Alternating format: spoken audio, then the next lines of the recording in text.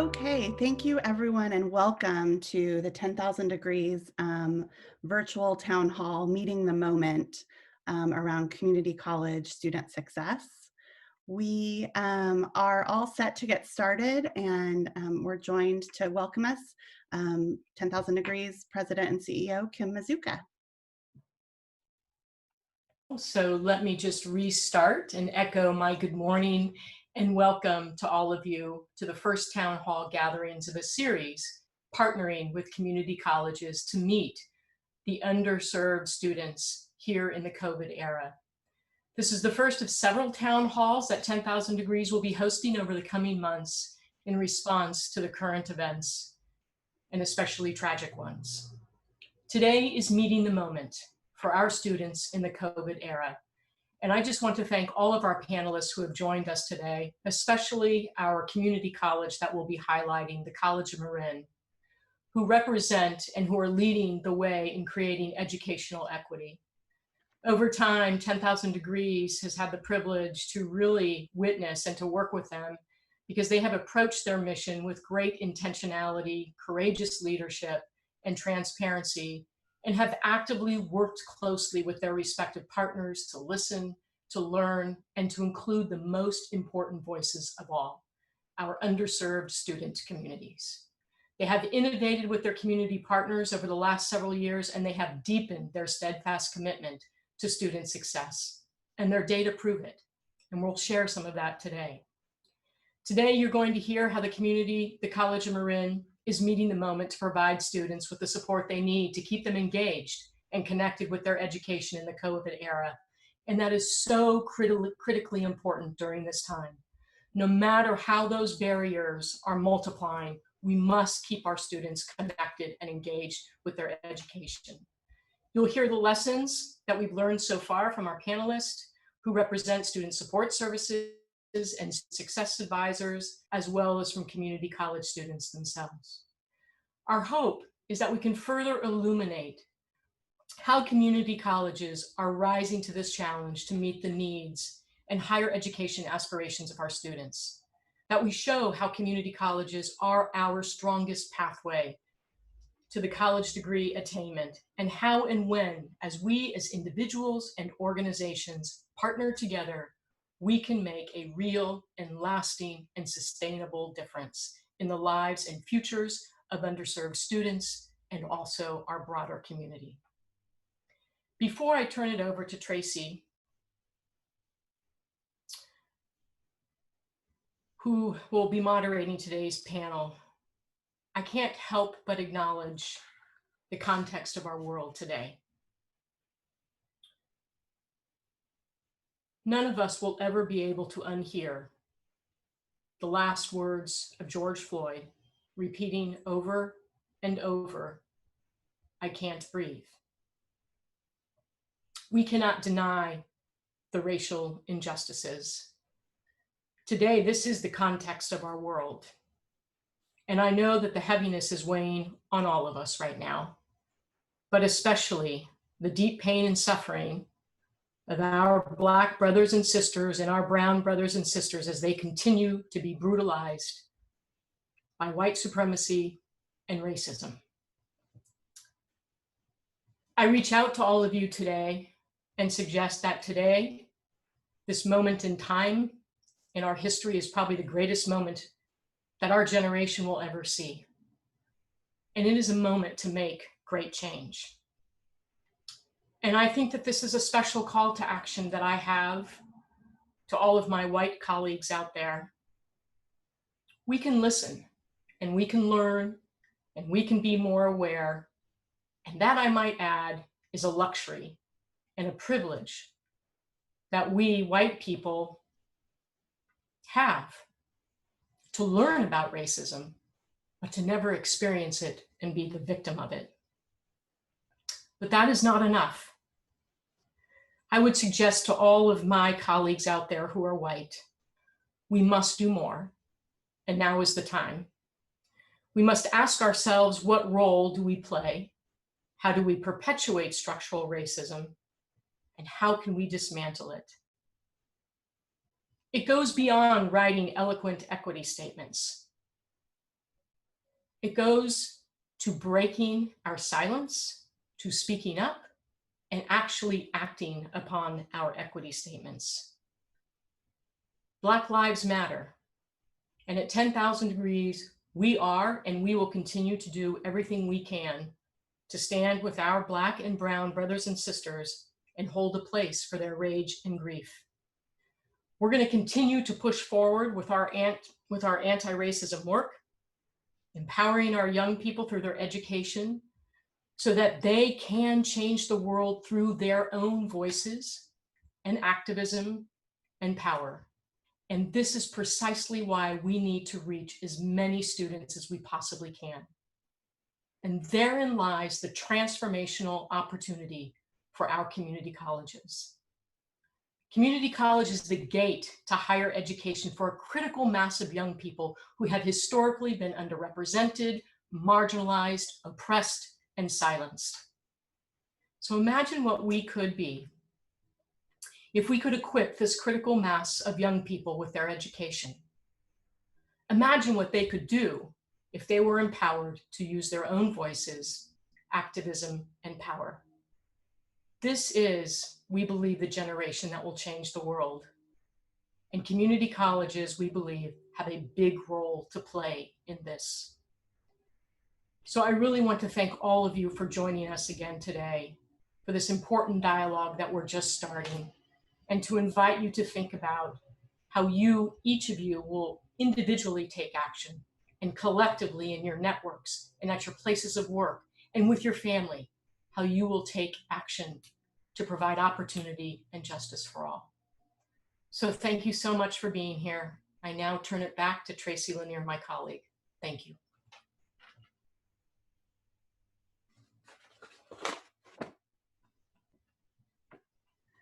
Thank you for opening us up, Kim, and to all of our guests today and our panelists. We really appreciate you joining in what we hope to be really launching an ongoing conversation about partnerships and propelling student success through the community college pathways. Today, again, we're kicking off this conversation. We know that this work and our world is dynamic day by day, and our students are demanding and speaking up for social justice. They're struggling with basic needs. They're facing anxiety about immigration status and so much more. It's a defining moment for them, and it's a defining moment for us as systems and providers. With education as the cornerstone this world needs, how are we going to really meet this moment, serve our students even better, and challenge ourselves to make the systematic and systemic changes that will make a difference? I'm really excited today that we're joined by our long-standing and incredible partners. Each of our panelists shares a passion for student success, and I'm looking forward to a great conversation today. We encourage you to submit questions at any time using the Q&A tool probably at the bottom of your screen. And we want to hear from you. So to start us off, each of our panelists will take a minute or two to introduce themselves. And Gabby, we would love to have you kick that off. Thank you. Hi, everyone. First of all, I just wanted to say Black Lives Matter. And second of all, thank you for taking your time to attend this webinar. I know there are a lot of things going on right now. My name is Gabby Ohilia. I am the student ambassador for 10,000 Degrees, where I act as a peer mentor for over 200 students at the College of Marin. I was also the elected student trustee for years 2019 to 2020, where I became the bridge between the student body and the governing board of trustees while working closely with the COM administration. I also identify as a first-generation immigrant, a first-generation college student from a low-income household. So I'll be providing that perspective here today at the panel. Thank you. Thank you, Gabby. We're so excited to have you here. Nigel, kicking it off to you. Hello, everyone. My name is Nigel Hakins. I serve as coordinator for the Compass program at College of Marin. And the Compass program, very simply, is a dual enrollment program that's designed to support students from marginalized groups that traditionally aren't able to participate in dual enrollment opportunities as other peer counterparts. I also work with College Marin's Emoja program, and Emoja is a statewide program designed to support Black students in their educational journey, whether that be academic, social, emotional. It's kind of a wraparound support for our Black students. I'm glad everyone's here, and I'm excited for the conversation. Great. Thank you, Nigel. Anna, can I pass it to you? Of course. Thank you, Tracy, and good morning, everybody. Thank you for being here. My name is Anna Pillaton, and I serve as the Director of School and Community Partnerships at the College of Marin. Our office serves our local K-12 school sites and students, as well as community-based organizations and their clients. We provide information and navigational support for prospective and continuing students, and we also run some very exciting college access programs. Nigel mentioned Compass, which is our K-9 through 12 program, but we also run a transition program from high school to college called Summer Bridge. I'm happy to be here. Thank you. Thank you, Anna. And Tanya. Hello, everyone. My name is Tanya Rakenis, and I'm one of the College Success Program Managers at 10,000 Degrees. I work specifically with all of our students who attend College of Marin. We work very closely with Anna, with Nigel, and just the staff and faculty at College of Marin. I, along with 3 fellows, support all of our students at College of Marin in connecting them to resources on campus, supporting their academic goals, whether that's transferring to a 4-year certificate vocational seeking, or on campus, and now engaging our, well, you'll hear a little bit about how we're engaging our students. I am a community college alum and 10,000 Degrees alum as well. Thank you for being here. Great, thank you all. And I hope you'll each speak about your own pathway through community college as we have this conversation. I know everyone has a unique story and journey to share. You know, to get us started today, we were thinking about just setting some themes for our conversation. So as we've pivoted over so many times over the last months, I was hoping each of you could highlight 1 or 2 or 3 themes, surprises, or key learnings as you shifted how you're holding student support and how you're supporting students. Nigel, do you want to kick us off there? Sure. Something that, I mean, we've seen at College Marin and specifically the Compass program, is our need for holistic support. And I know that holistic is an approach that everyone agrees is the right thing to do. And we very much, you know, felt that we were providing that support before, but this pandemic and the environment it's created has really highlighted our need to step up in terms of holistic support. We're in a pandemic, slipping into a recession. Folks have a lot of competing interests and obligations, with school being just one of them. So really focusing in and rethinking how we support students in the things that contribute to their academic success, basic needs, food, shelter, transportation. These are some of the things that we've honed in on these last few months. Great, thank you. Anna, you want to jump in next? Themes, surprises? I would actually amplify what Nigel has said, because I don't think we can say enough that the pandemic itself and certainly a lot of the tragic dynamics that are occurring right now have really pulled the curtain back on all the inequities that we've known for a long time that exist. And I think that we literally within a matter of weeks, I will say that I have consistently been surprised and inspired by the agility and the resilience of the system in trying to meet the needs of students beyond academics.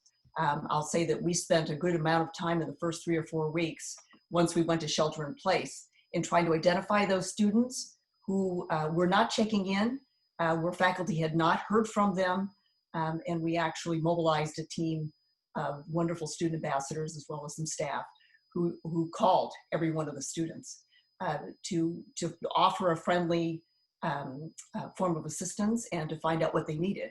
And you know, I think that we all have known that in terms of equity, that we have students who do not have, certainly within this situation, the equipment, whether it's a laptop or whether it's reliable access to the internet. And so their learning was put on hold because of that. Other families, we heard, we're taking on, a lot of the students were taking on additional family responsibilities and taking care of younger siblings and caring for other family members, or having to work when other members of the family were laid off. And so there was really basic needs involved. It's Maslow's hierarchy in terms of the learning can't occur if some of the basic needs are being met. And so I'm just so inspired by how quickly the college mobilized to identify those kinds of needs, to provide the laptops and the hotspots, whether it was food insecurity as being an issue, and in order for students to even engage in the academic process. So I think that was an aha moment. And I think the other thing is that we maybe underestimated the challenge in students converting to an online learning situation. I think the assumption is that young people are much more fluid in terms of use of technology, and yet I think using social media, for example, is entirely different than learning online. And so we've had to back up and provide some of that platform, and it helps students to figure out how to schedule their time, how to structure their time to maximize the learning experience. So a lot of scrambling that went on, but just so many hands, both within our college, among our partners, in order to support students. Great, thank you. Gabby, you want to jump in next? Yeah, I just want to echo what Anna said. I've just been surprised as to how resilient many students were. In addition to being responsible for their own schoolwork, my friends also served as their younger siblings' teachers last spring, because many of their parents are essential workers, or they themselves are first in their family to attend college or even high school. So they've just been stepping up in their families to become much needed role models. I've also been thrilled to see how tirelessly the College of Marin administration has been working to bridge these inequities they were able to identify. Great, thank you. And Tanya, surprises, themes?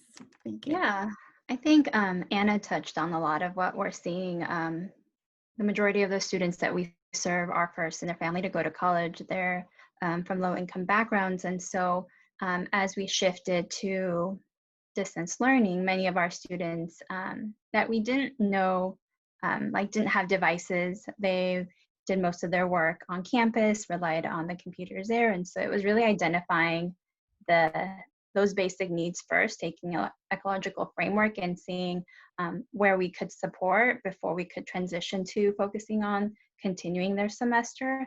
And, I think our work shifted a little bit in having a more individualized approach as opposed to office hours and students coming in and doing workshops. It was a real shift to individually checking in with each student, calling, texting, and from that, finding out where we could support and connect them to those resources that they needed. I think, like Anna said, a lot of our students are first in their family to go to college, and so the navigation of the online platforms was really challenging as well. Just connectivity, devices, how to navigate Canvas, and how to communicate with their instructors, how to access the resources on campus that we're now moving via Zoom. And so it was a lot of individualized support, navigation, and access to those resources. Great. Well, thank you all for sharing. Just want to remind our participants, you can submit questions at any time. And so for our panelists, I think building on this, we were sort of, we can't unsee the reality of basic needs, and it's sort of, we were more intimately connected with what those needs were for our students. How does that sort of inform how you think about college and education going forward, and just, beyond College of Marin, just systematically as we're thinking about student support, how can we bring those, do you have thoughts about how we can bring those together? I think that for the reality of some of our students, their plans for college might be delayed because they're going to have to work to support their families. And to that end, I know the college has pivoted in working more closely with our career partners here in the county, developing programs that are shorter in term, where students can enroll in 6 units or 9 units and be prepared to certainly upscale in terms of their work and their career opportunities. And so I think there's a real practical element given the economy. And so one of the ways I think is our being able to adjust as quickly as possible in terms of the term of some of our programs, as well as our offerings. And so I think that there's some very innovative things that are going to be coming online, and hopefully just in time for students to be able to take advantage of them. Thank you. Great, thank you. Gabby, what are you hearing from students about, it sounds like colleges really stepped up to see and respond to needs. Kind of looking forward, how is that affecting your and your friends' plans? There's been a lot of talk about deferring for a year or at least a semester. My friends and I definitely took this option into serious consideration since we've been feeling a lot of uncertainty during this time. And these groups are namely community college students transferring to four-year institutions and incoming high school students entering into college. I personally don't learn well through online instruction, and a lot of students feel the same way. And so I would imagine a lot of us will be enrolling in fewer credits or classes this incoming fall, or just not enrolling at all. And to be honest with you all, I think many students have been feeling a little pessimistic during this time, and it's understandable that they are.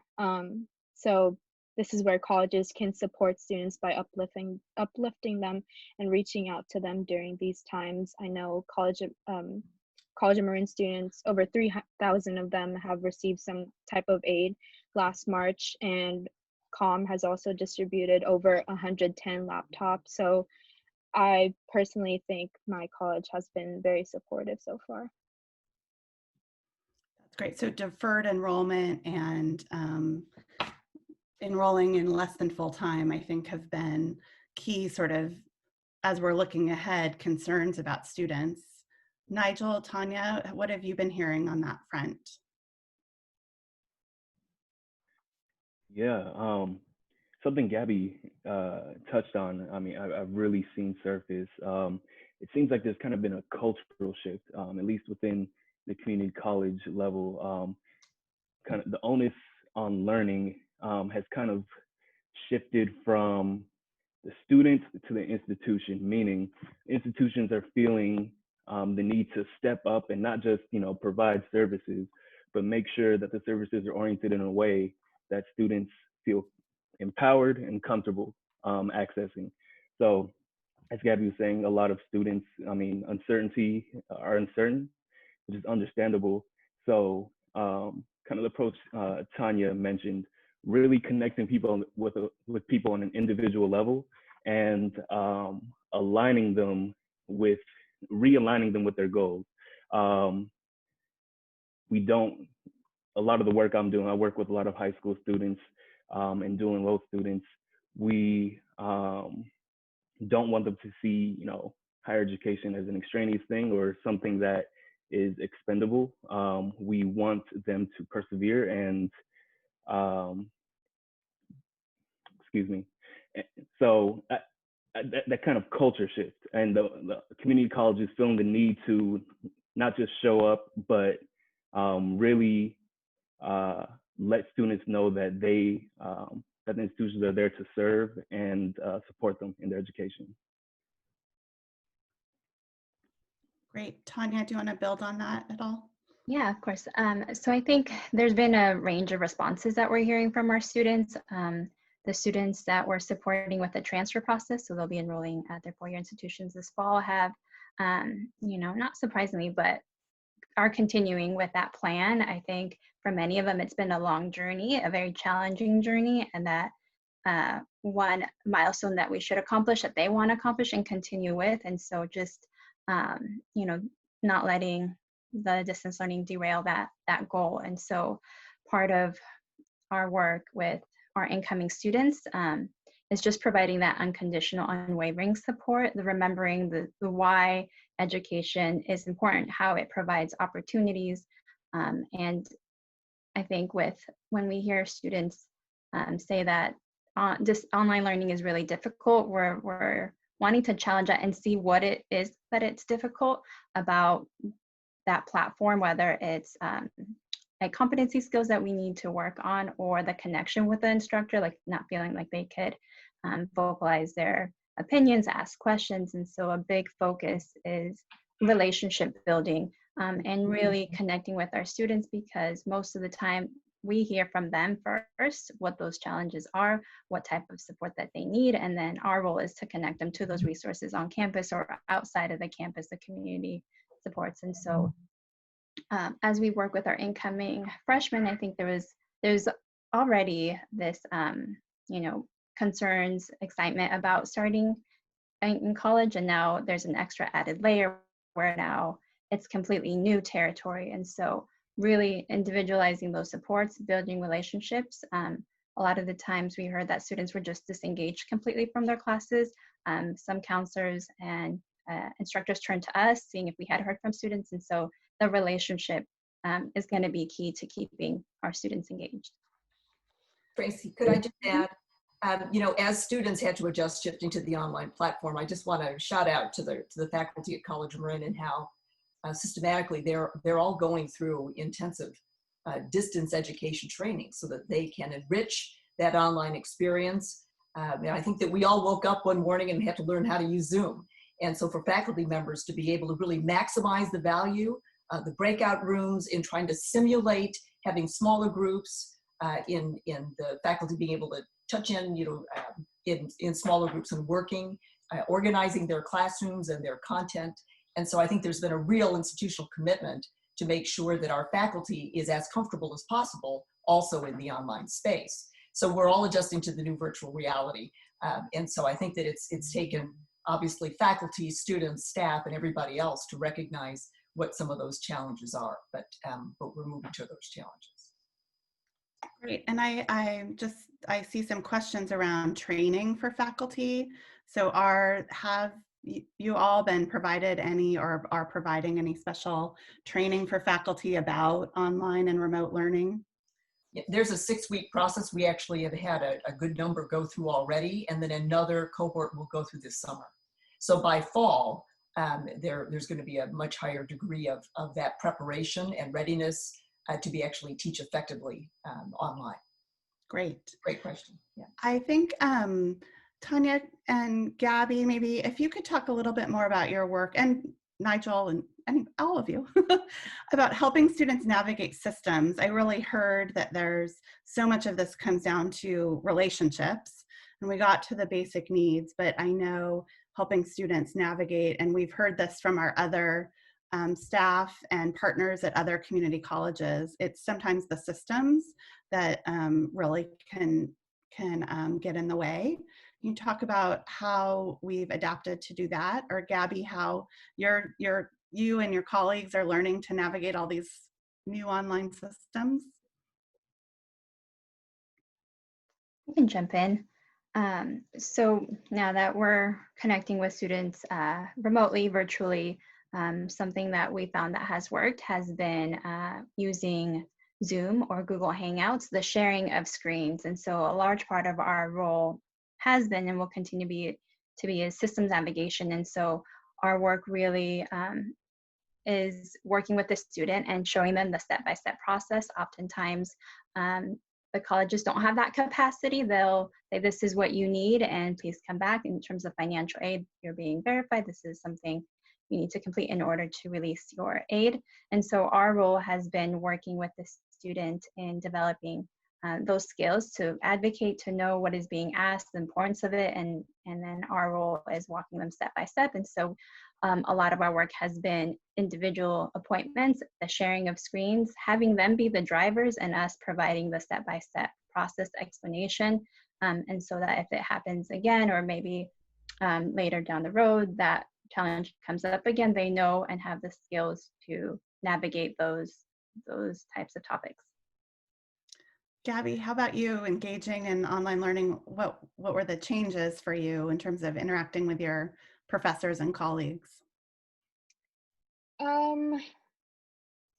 I think for the most part, my professors have been incredibly supportive and accommodating to my needs. But there are a few I would say, which is where that haven't really been interacting with the students. And for me, I think student teacher relationships is such an important component to student success. And so, to be honest, I felt increasingly less invested in that class.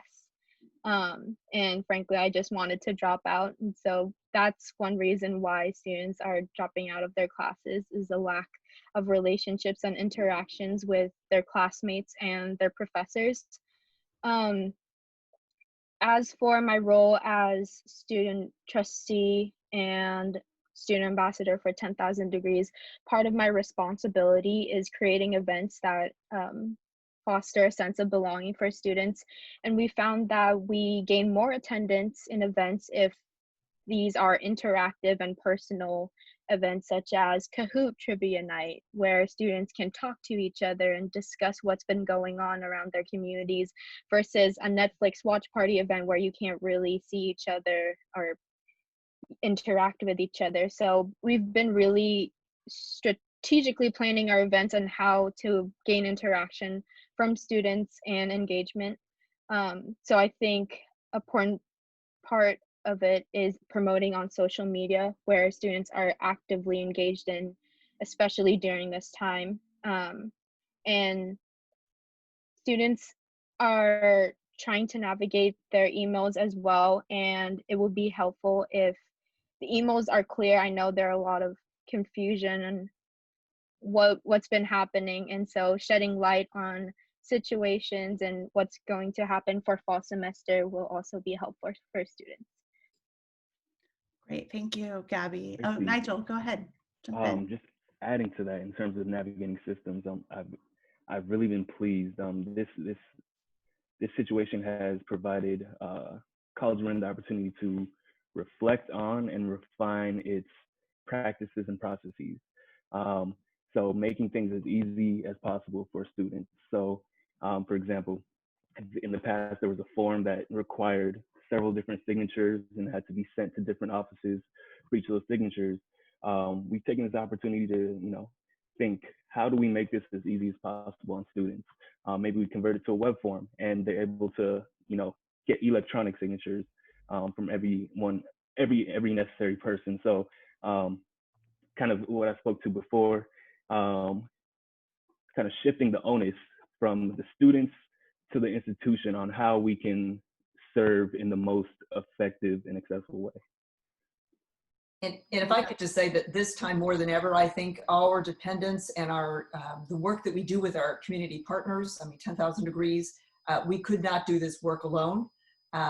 Most of the high school counselors and the college and career center people, for example, have learned how to support students in their applications. And so that's always been something where we would go to the sites, run application sessions, whether it was at a high school or at a community-based organization. But now some of the site people are saying, you know what, maybe if I learn that a little bit better, I can help people locally. So I think that it's been that give and take, which has just been, as I say, more than ever valuable in supporting the students. We all have a degrees of separation from them. And so I think that has been really clear in our minds that, how much we value and appreciate the partnerships that exist. Great, thank you all. I think, I want to be sensitive. We do have a lot of questions coming in, but did want to just look to the fall and kind of how is what we've learned, what you've all shared here, informing how you think about this work over the summer and the fall. Are we expecting more students to enroll? Are more students dropping out? Gabby, what are you thinking about as you transfer this coming year? So do you want to get us started and talk about your thoughts around transfer? Yes. So I'll be transferring to Cornell University this fall as a communication studies major and inequality studies minor. And I've been fairly involved with group chats and all. I've also been meeting with a couple of academic advisors. They still haven't released a statement as to whether they'll be operating online or on in person. So we've just been keeping our fingers crossed for this time. Yeah. Mm-hmm. Great. Tanya, Nigel, thinking about the fall and how what we've learned so far is going to inform how you support students. Yeah, I think it's meeting where our students are at, really understanding what their needs are, their capability. If they have a lot of responsibilities at home and having to work to provide financial support, still supporting them and maybe providing options as to maybe going part-time, working with their schedules. And I think our role is going to be to highlight how education provides opportunities and have it align with their goals. And so with our incoming freshmen, we're going to be spending a lot of time cultivating relationships, building trust, and reaching them where they're at too. So using all different types of platforms, emails, calls home, texting, we're on Facebook, we're on Instagram. So it's really supporting them and meeting them where they're at, and then providing the options and the pathways to reach those options. That's great. Thank you, Tanya. Nigel, do you want to speak to the fall at all? Just really echoing what Tanya said. I mean, a lot of the students, we work with a lot of the same students, and a lot of these students come from disadvantaged backgrounds, and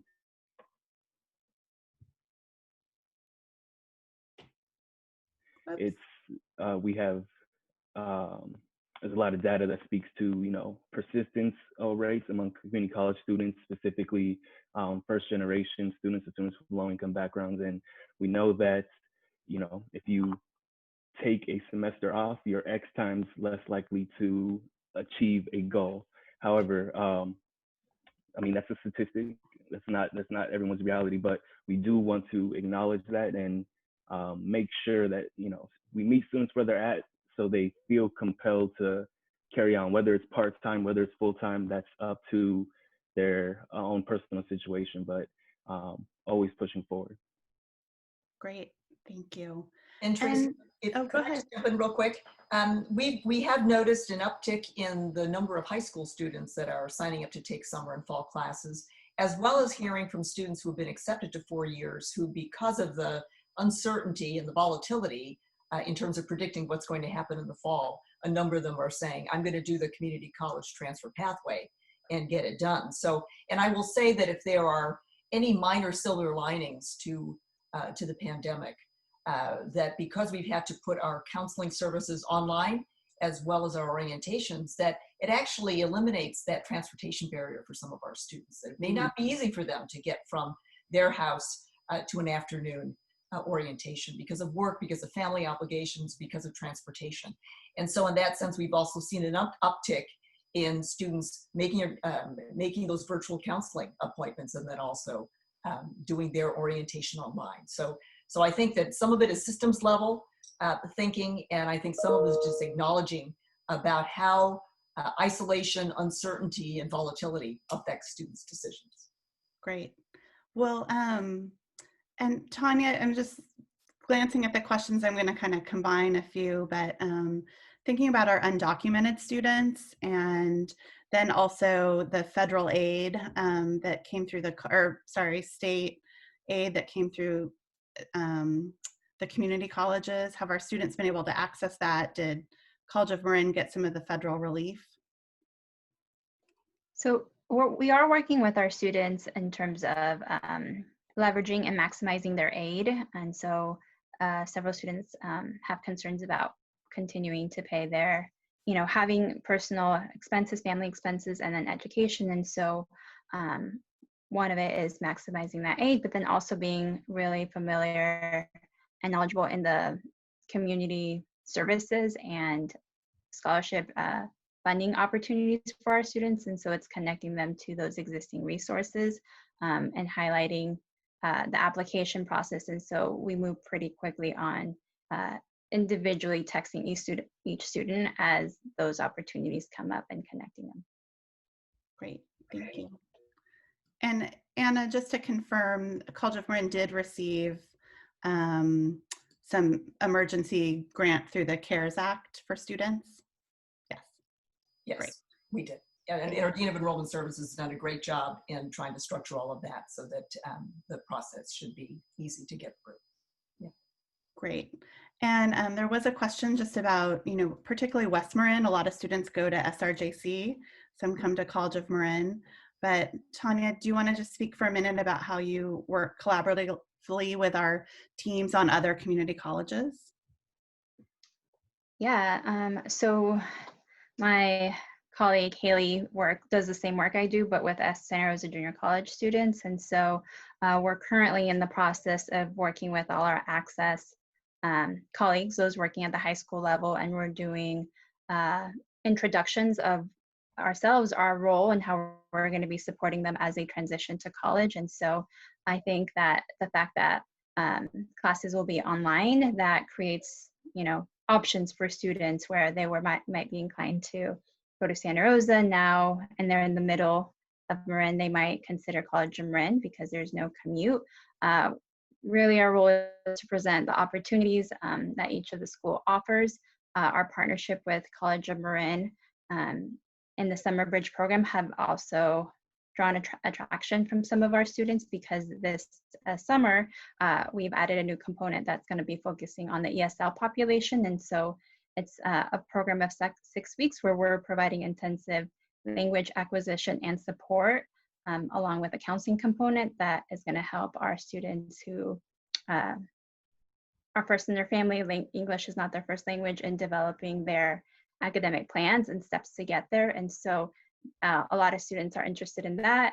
We have some incentives where students will have the opportunity to pick a device or book voucher, and on top of that, a scholarship of $250, plus additional support in connecting them to resources, the support in transferring from high school to college. And so highlighting that program and how it's the first step in their college trajectory. Great. And I think the goal is to reach, is that 175 students this summer through the various Summer Bridge programs. That's exciting. Major shout out to family foundations that are supporting this effort. It's going to make all the difference. So great. Just looking at some other questions. Have you observed or have we heard of the dropout rate increasing this semester compared to other semesters? Do we know?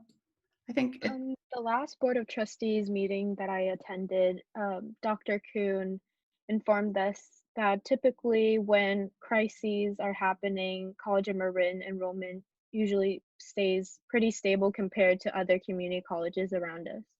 So that's what I know so far. Great, thank you, Gabby.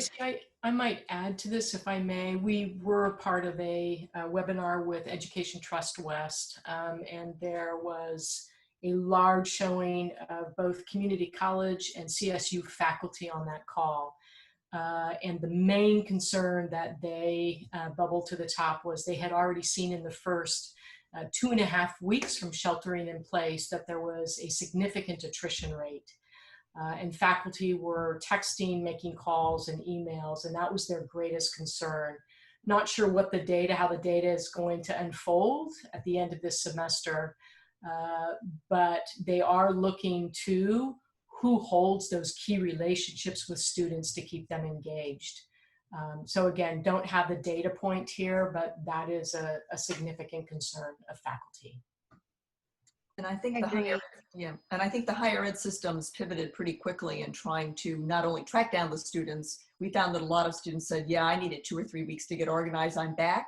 But in changes in grading policy, I think has made a difference as well, going to either pass, no pass, credit, no credit, or emergency withdrawal. So I think that's accommodating and really trying to meet the students where they are. Yeah, and it's interesting to think about how that's going to inform the fall when we're still online. Is the grading staying the same? And that's probably a whole nother panel for another day.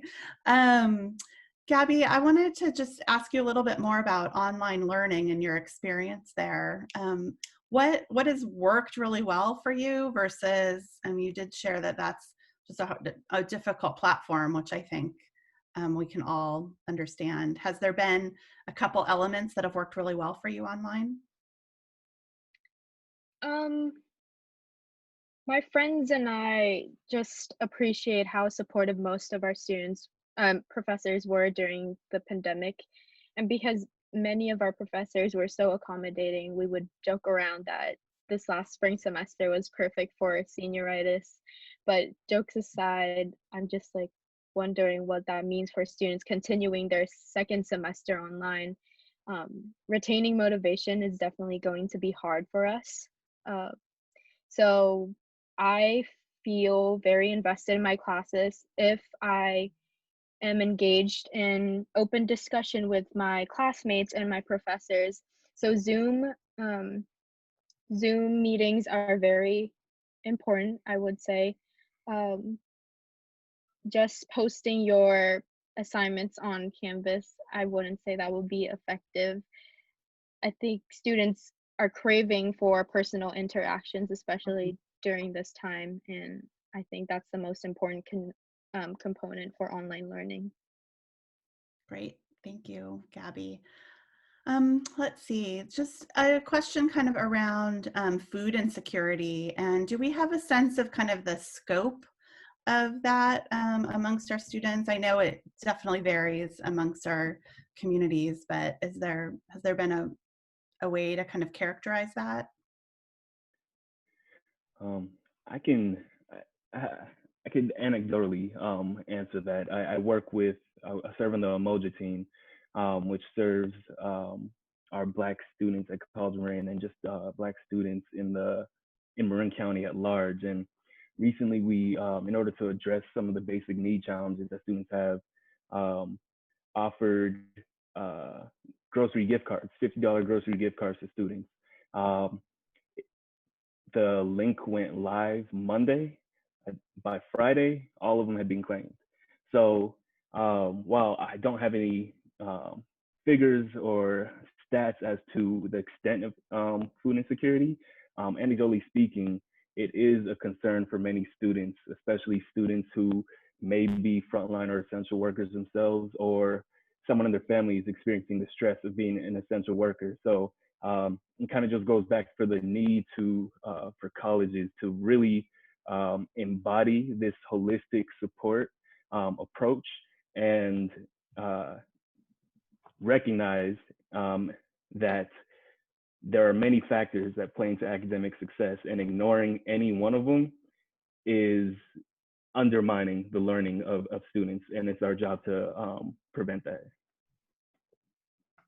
Great, thank you, Nigel. And Tanya mentioned, we have these micro scholarships for our summer bridge students. I think something that we've been learning at 10,000 Degrees, and if anyone wants to speak about, but even small amounts, $50, $250, does make a big difference. Does Tanya, do you want to jump in on that? Or Yeah, I think, part of when we're checking in with students, we need to ask those questions, like how are they doing? How are their family doing? If they're working, what are the challenges that they're seeing outside of, their schoolwork? And so through that, because there's a relationship and there's trust, a lot of students have disclosed those basic needs. And so we've spent some time with again highlighting the resources on campus, like the ComCare, where they were providing gift cards for food, knowing where the food pantries are in our community, providing address, location, contact number, and then just recently the College of Marin Scholarship was open, and we encourage all of our students to apply to those opportunities to help alleviate some of those financial stresses and basic needs. great, thank you. Well, we have about 80 amazing advocates and allies on the phone right now, and just a few more minutes. Would love to just hear from each of you any closing thoughts. How can, as partners in a community, what would be your recommendations or suggestions about how we can meet this moment and really help students move to success? Anna Pillaton, you want to go first? Sure. I guess the greatest challenge that we all share is how do we humanize this new virtual reality? And we've talked about a lot of the different ways that we've done that. But I do think moving forward, it's always keeping the students at the center. of what we do, realizing that each one has has his or her own distinct needs and challenges. I think about the day that we did our priority registration with graduating seniors, and one young lady was on the phone, was on Zoom. We were helping her to set up her portal, and she was taking care of two younger siblings and needed to feed them lunch while she was on the line registering for classes. And so the complications that these students so bravely are taking on, and in addition to going to college, and for all of our college students, I think we just need to keep at heart who they are, what they're trying to achieve, and how we can serve them. Thanks for this opportunity. Yeah, thank you, Anna. Who wants to jump in next? Tanya? So I would just echo Anna. I think taking an ecological framework approach, considering the student as a whole, and supporting what those needs are, and being flexible with our students, because they are facing a lot of complex challenges, and just continuing to provide that unconditional, unwavering support, the belief that they can achieve their goals, but also provide the support and focus on the relationship building, getting to know what those challenges are and how you can individualize it and support that student in their journey. Thank you. Nigel? Yes, flexibility for students, and not flexibility just for flexibility's sake, but for equity's sake. Students, in these crazy times, I think it would be inappropriate, extremely inappropriate, to penalize a student, whether it be academically, financially, for things that are out of their control. So approaching, students we serve with compassion and with empathy, with understanding, and really going back to your organization's central mission. And for College Marin, it's delivering a quality education for students. That is the ultimate goal. So not letting, traditions or policies get in the way and hinder us from achieving that goal with an equity mindset. Great, thank you. Really good point, Nigel. Gabby, what advice do you have for us to help students, be successful as you're leading the way? Yeah, I think my journey at CALM is a testament to how much potential students from disadvantaged backgrounds have when given the right tools to succeed academically. And if I told my 14-year-old self, who had just migrated to the United States, that I would be transferring to a community college, to a great university, or much less going to college, I think that would be a lie. But it's important to keep in mind that this was all possible because administration and faculty always would reach out to me, and the staff at CALM would always be checking in with me if we ever ran into each other on campus. They were incredibly supportive. With COVID-19 in place, this changes everything. So community building practices, the promotion of mental health resources, and student support have never been more important than now. So this is definitely an opportunity for colleges and student support programs to step up and keep students in mind and show them that they're the center of their initiatives.